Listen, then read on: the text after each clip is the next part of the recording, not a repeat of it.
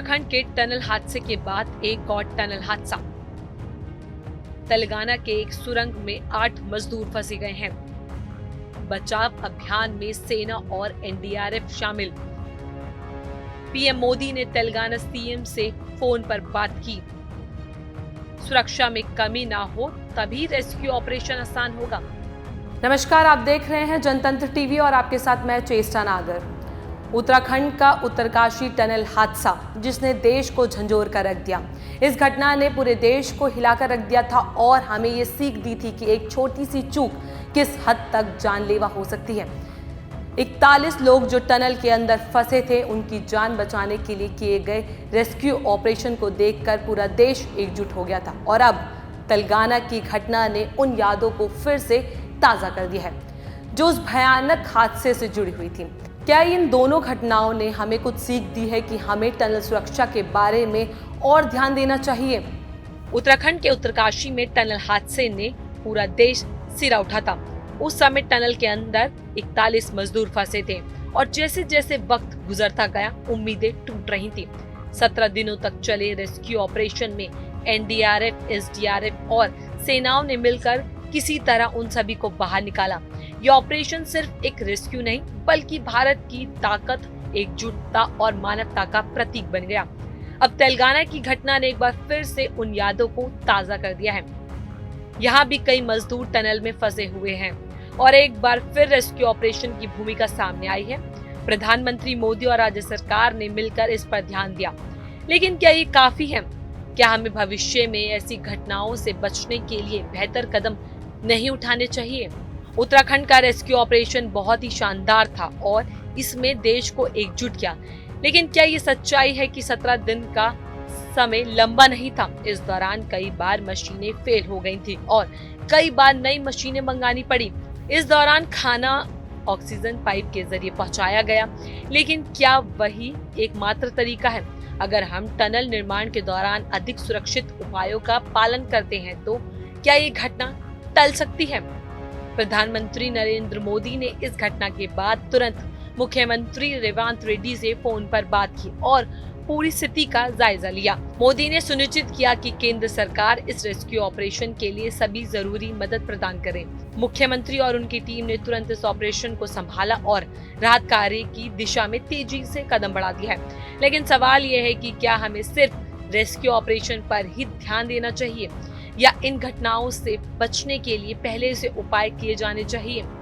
राज्य के सिंचाई विभाग के मंत्री कप्तान उत्तम कुमार रेड्डी साइट पर कैंप कर रहे हैं और पल पल की जानकारी ले रहे हैं। सिंचाई मंत्री ने कहा, ये बहुत ही दुर्भाग्यपूर्ण है, लेकिन हम हर हालत में उन्हें सुनिश्चित बाहर निकालेंगे। फंसे लोगों को बाहर निकालने के लिए प्रबंध दल, सिंचाई अधिकारी और पुलिस विभाग वरिष्ठ अधिकारी की देखरेख में एक साथ काम कर रहे हैं।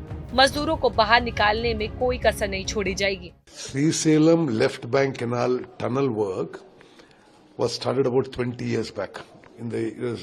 The work commenced around 2004 or 2005, and due to various impediments, it's gone very slowly. But when completed, the project is considered as that will be a boon for Telangana because from Srisalem Dam, water will come by gravity to the fluoride affected, largely tribal population of combined Nalgonda district. And it will irrigate about 3 to 4 lakh acres, and the quantity of water that will flow through this is about 30 TMC.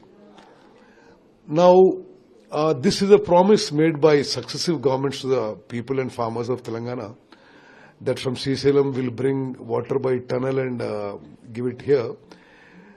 Now, this is a 44-kilometer tunnel. This is the longest tunnel in the world. And a very special permission was given for this tunnel because it goes under a reserved wildlife sanctuary. So the depth below the ground is also quite high. It's about, I think, 400 meters below the wildlife sanctuary, and doesn't have any outlet anyway in between. And the company executing the work is Robbins of US, which has experience of constructing the largest number of tunnels in the world. Now, very unfortunately, in this particular incident, I was informed at about 10:30, 11 this morning. I rushed there and reached in about a couple of hours. There's a tunnel boring machine that keeps penetrating and keeps boring the tunnel. So, due to some geological faults, a small crack appeared and a small amount of water was coming in. Now, this has been a feature of this tunnel even earlier. So they do grouting there and proceed with the tunnel boring. Now, today in Raja, a very accident, how it happened, we'll have to investigate. The American company feels that there is a fault in the geological line. The small crack was developed, but nobody took it seriously in the morning. They just said, as usual, we fill it up and we grout it and go forward. So the American company project manager was a very experienced guy and has been living on the site for about 5 years. He told me he thought it was like a normal development and was going ahead with it. Then the small crack became bigger and bigger and bigger till water and mud rushed into the tunnel at once in a big way. So there were about 70, 80 people working at that time there. Those that were on the tunnel mission or behind it, they could have an exit. This was about 14 kilometers inside. But there were 8 people standing in front of the boring machine. They have got trapped inside. Very unfortunate, and I spent the whole day there, organizing rescue efforts for that.